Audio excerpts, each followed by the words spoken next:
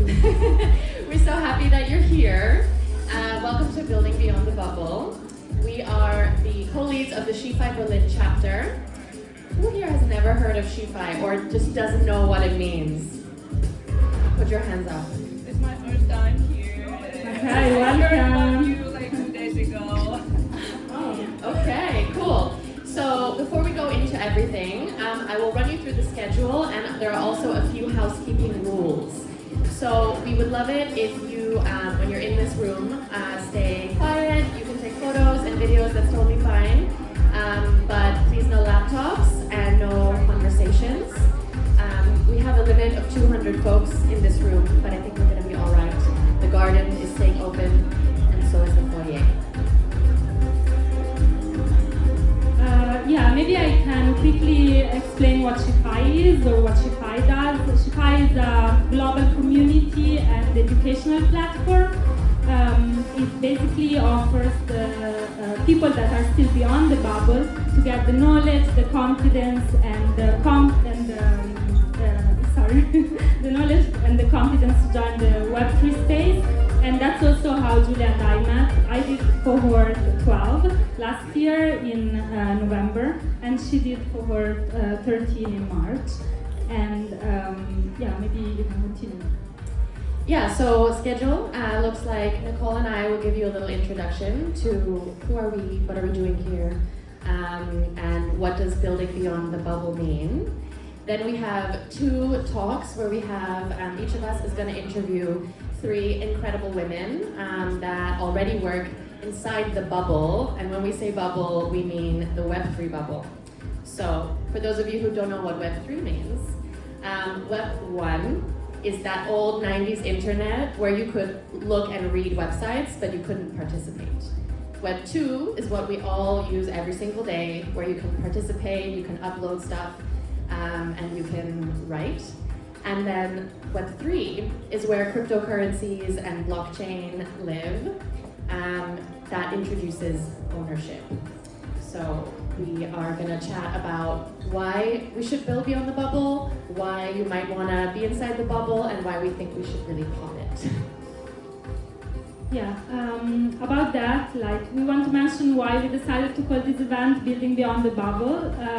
Basically, we realized that there is a strong need for a bridge for the people that are outside the bubble and are really keen to join the space and are really keen to contribute with whatever knowledge they have. They don't need to be software engineer, but they really want to come in, and most of the times, or sometimes they find a barrier and they don't know how to get in. But also the people that are already in and are looking for the people from the outside to join because they need fresh ideas, they actually want mass adoption. So how can we bridge these 2 sides of the bubble, and yeah, how can we pop it? How can we make it happen? Is the music too loud? Yes.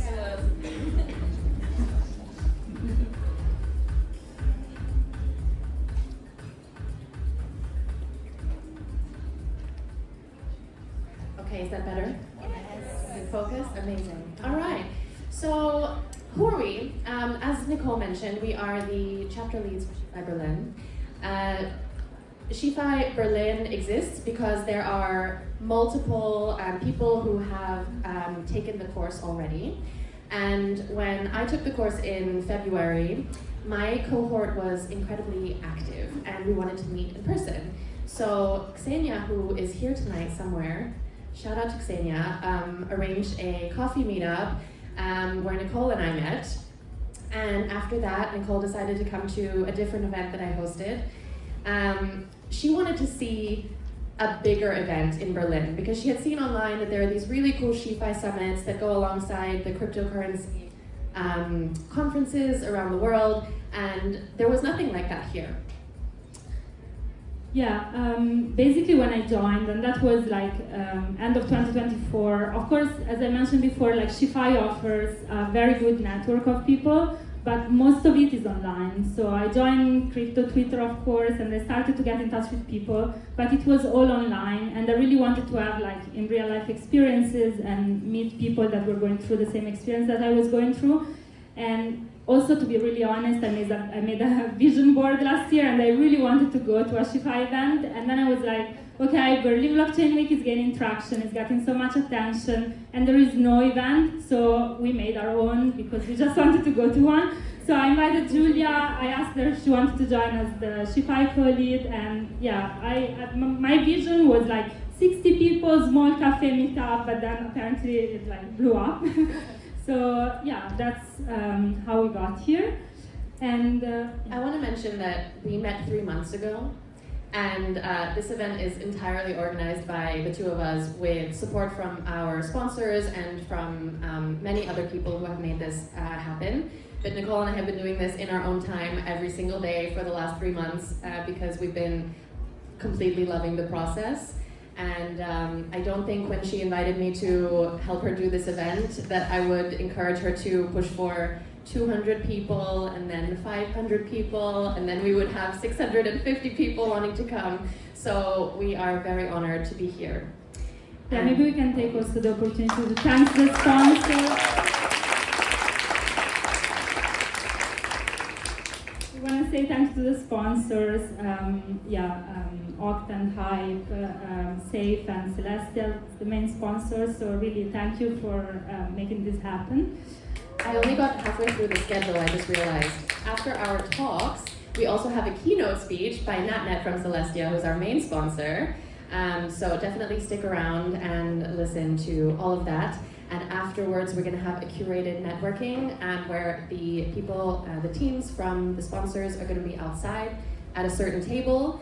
We also don't want you to go to jail if you accidentally do tax evasion when you own or stake crypto in Germany. So we also have a crypto tax expert, Afra, who is going to be outside as well, and we'll point you in their direction later. And we'll do introductions for everyone. But now back to sponsors.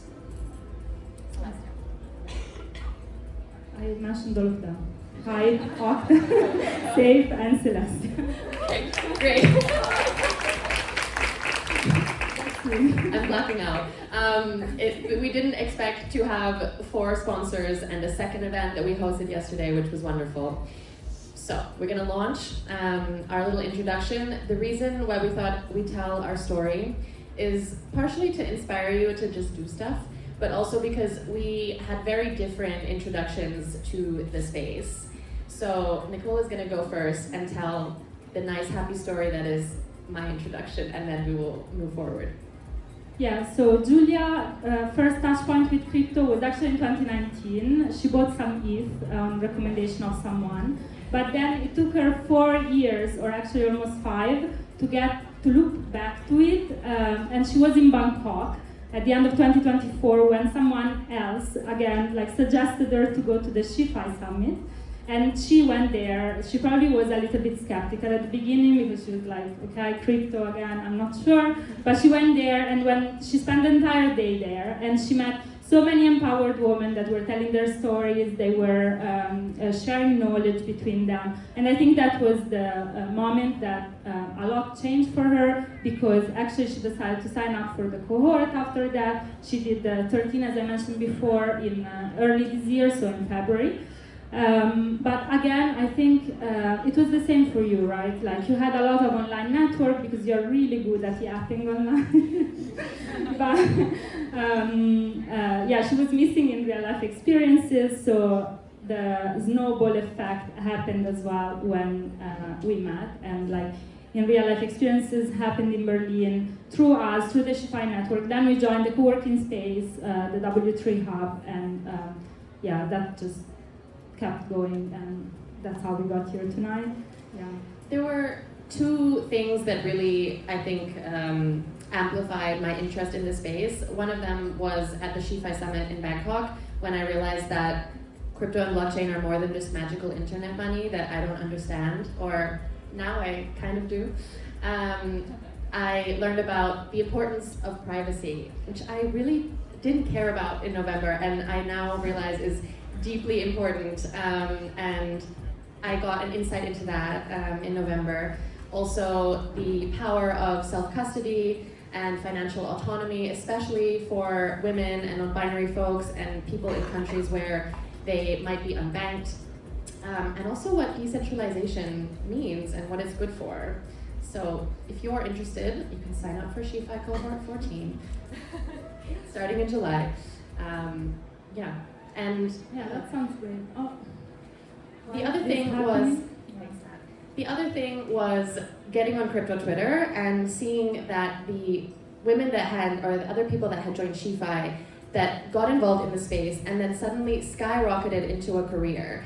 And I started following people from Bangkok. There was another huge conference with a SheFi Summit in Denver earlier this year. And I saw people saying, I didn't know anything, and now suddenly I have this career that I'm really passionate about, and also I'm speaking on stages.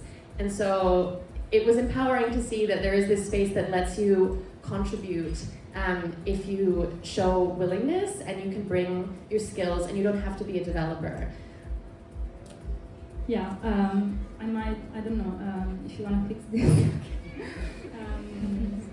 Yeah, I can tell you that my way into the space was really different from Julia's way, because I actually first got in touch with crypto some years ago, and for a very long time I was like, this is really not for me, like it's super technical, I'm a product designer, and I couldn't see where the space for me to contribute was. So for a long time I tried, but I never actually committed to it.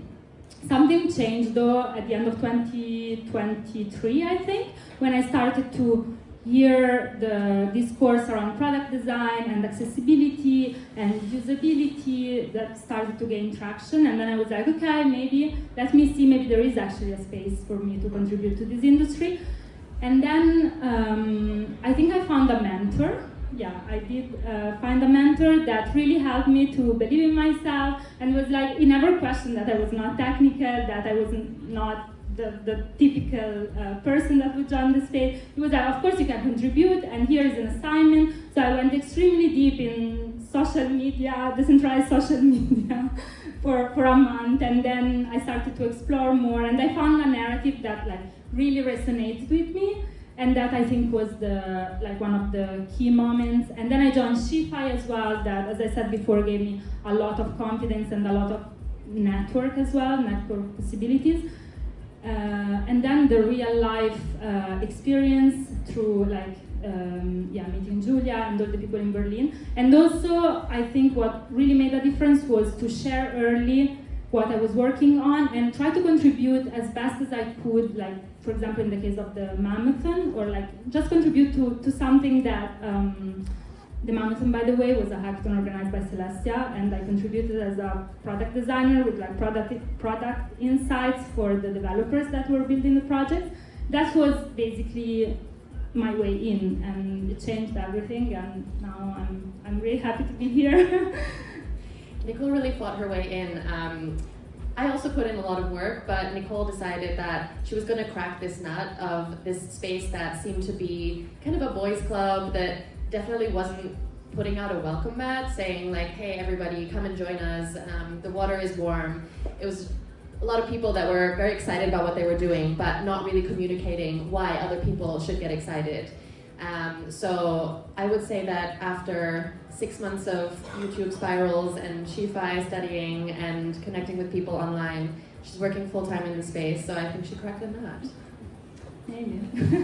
But yeah, maybe we can wrap it up saying the other side of the bubble that we mentioned at the beginning. Like, if that's our experience, our contribution tonight as people that came from beyond the bubble and really tried as hard as I could, or at least in my case, to pop this bubble, what is it that the people that are already inside, so deep inside the bubble, what can they do to make it easier for people that are really keen to contribute to this space? What can they do to make it easier?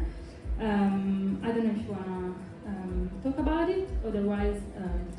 Yeah, I would encourage people that are inside the bubble to focus a little bit more on the narrative that is understandable for people that are not interested yet, but might be, because maybe there's information out there about what you are doing, but talking about why you are doing it, that's what really brought me in, and it's what brings in a lot of folks. I think we can do better at, marketing outside, because there are incredibly cool things happening in the world of blockchain and Web3 that I certainly didn't know about, was not interested in learning until it was thrust upon me.